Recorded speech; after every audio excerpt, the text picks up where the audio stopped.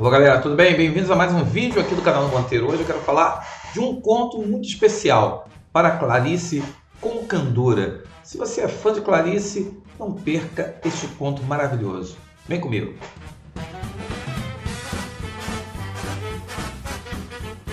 E aí galera, tudo bem? Bem-vindos a mais uma aula aqui no canal. Meu nome é Sérgio Monteiro e eu quero te fazer um convite.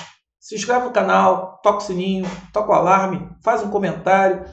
Essas práticas simples, que não levam nem 5 segundos, elas são importantes para quê? Para poder ajudar o canal a ter uma certa desenvoltura, para que o algoritmo ele leia esse canal aqui como algo importante, que é para o vestibular da UERJ. Então, a sua força é fundamental. Se você puder dar aquela força, aquela moral para a gente, a família agradece. Então, vamos lá. Para Clarice com Candura é o quinto conto aí que nós estamos falando. É um conto narrado em terceira pessoa. Conta os personagens, seria no caso um jovem poeta no caso, a sua mãe e Clarice Lispector. O tempo da narrativa acontece ali entre os anos 60 e 70. Afinal, o livro é uma aprendizagem, o livro dos prazeres, que é citado no livro, o ano de lançamento foi 1969. Então, o período aí que se dá anos 60 para os anos 70. O apartamento, o lugar que predomina, é o lugar da Clarice, o local de encontro do jovem com a grande escritora consagrada. E o enredo é basicamente isso, né? O contato, o jovem que tem contato com a Clarice e que ele vai desenvolvendo uma paixão meio que platônica, aí, né? Uma relação platônica com ela, em que ele vai se apaixonar por ela, vai se envolver com ela, e mesmo com a morte dela, ele vai continuar ainda alimentando essa paixão por ela. Então o enredo é um enredo bem interessante, que muita gente fala, né, que o próprio Chico Buarque, quando jovem, ele teria ido ao apartamento da Clarice Lispector e teria mantido assim, um contato, não só ele como Vinícius de Moraes, e ele, no caso, isso retoma aí esse período. Então o conto ele começa com um jovem deixando uma pasta de poemas no prédio da Clarice Lispector, ele deixa lá na portaria do prédio. E até que ele recebe um convite para ir à casa dela, para tomar um café. Só que ele recebe da empregada uma pasta azul, que é um exemplar da maçã no escuro, com dedicatória. Ele pensa que é a pasta do poema dele, mas é, no caso, um outro texto. E ele fica um tanto quanto meio indeciso sobre aquilo ali, né?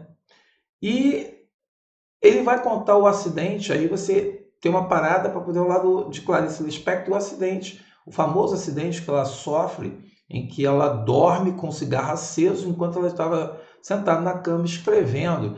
E aí ela vai deixar o cigarro cair na cama, vai queimar papel e ela vai acordar assustada, vai usar a mão para poder apagar.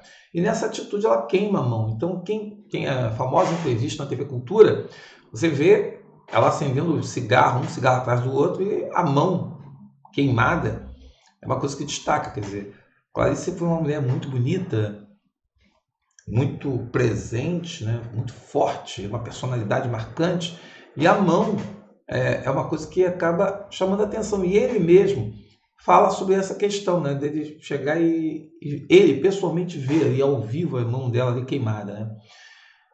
E esse acidente que quase custou a vida dela fez com que ela, durante um tempo, se dedicasse às artes plásticas. E ela chama Maria Jansen, que é a mãe desse garoto, para ajudá-la a pintar, a ensinar a pintar com a outra mão, né? Que seria a mão esquerda. Parece até o episódio com a Anita Malfatti, que também teve um problema com a mão direita e ela teve que aprender a pintar com a mão esquerda. E aí o que acontece? Posteriormente ele tem um contato com a Clarice. Então ele conta essa história do passado, volta, e aí ele conta o primeiro contato com ela. E que a Clarice falou um recado com ele, disse que estaria à espera dele, e ele foi para lá, desesperado, para a casa dela, chegou e pá! Quando chega lá, um silêncio. E esse silêncio na sala, os dois ali diante dela, a sua musa, e ele fica, como eu falei, né? O medo dele naquele silêncio é visualizar a mão dela. Apesar do medo, a Clarice acende um cigarro, fala da mãe, do trabalho, serve o café, e ela serve o café com a mão, que ele estava ali justamente com medo de ver. E ele aproveita uma série de eventos para sair e revela, né, que precisa estudar, para a faculdade. E ela olha para ele e ela acreditava que ele estava ainda no colégio. Para ver como ele tinha uma aparência bem nova, né? E ele convida para um segundo encontro, né? Ela chega e marca para ele aparecer lá no apartamento dela. E a mãe avisa que ela tem queda por jovens inocentes. Olha só, aquela coisa claríssima, né? Ela teria atração por jovens que seriam assim, aquela face inocente, aqueles jovens imberbes, e que seriam ali uma forma de sedução. E no encontro, né, depois de um silêncio, um tempo e aquela coisa de não saber o que está acontecendo realmente, ela joga a pergunta para ele, é uma pergunta bem claríssima, né? O que é o amor para você? E aí, quer dizer, aquela pergunta que não tem uma resposta assim, né? Ele vai justamente ele vai acabar desenvolvendo essa coisa do encontrar Clarice, pela intensidade do encontro, porque esses silêncios, os questionamentos, aquilo que era colocado ali, fazia com que ele, né, tivesse contato com a sua musa, e tivesse contato com aquela que é a sua musa inspiradora. E aí ela passa a ligar de madrugada para ele. E aí ele vai descobrir que ela é insone, e aí ela também vai gostar de saber que ela achou alguém para conversar de madrugada. E ela comenta com ele o fato do romance começar com uma vírgula e terminar com 2 pontos. Isso aí é uma aprendizagem do livro dos prazeres, um livro que muita gente estranha por isso, né? Porque o livro começa com uma vírgula, termina com 2 pontos. E aí tem até uma confusão, porque o editor achava que tinha perdido trechos, a página inicial, porque começa com uma vírgula e não sabia, o cara não tinha entendido. E ela comenta isso com ele, conversa sobre várias coisas. Ele escreve uma carta declarando-se a Clarice e dizendo que ambos combinariam, quer dizer, olha a questão do platonismo, né? Aí ele decide entregar-se. E ele passou a telefonar e não consegue conversar com ela. Ela começa a ver que ele no caso, ele já está misturando as estações, né? Já está misturando tudo. E ele leva flores, fica parado diante do prédio. Isso desperta um sentimento nela que ela compara crianças abandonadas, os mendigos, aos mendigos aí. E ela volta a ter aula com Maria Jansen e troca confidências, fala sobre a vida dela. Maria Jansen também fala sobre a sua vida. Ela vai apresentar Maria Jansen com a sua nova obra, que é uma aprendizagem, o livro dos prazeres, que é o livro que finalmente saiu.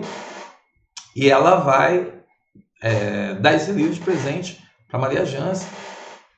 E ela decide presentear o jovem poeta com o livro Boitempo, de Carlos Drummond de Andrade, um livro que fez muito sucesso. E ela sugere que ele faça a mesma coisa que ela fez com os textos iniciais dela. Queime-os. Queime todos. Olha só, o cara tinha uma grande ansiedade. E aí eu fico me lembrando de Adélia Prado, né, que foi abençoada por Drummond. Quando o primeiro livro de poesia dela saiu, ela mandou para o Drummond a viu e assinou embaixo. E aqui a Clarice dá um conselho sincerão, né? Fala para ele queimar isso e acabou.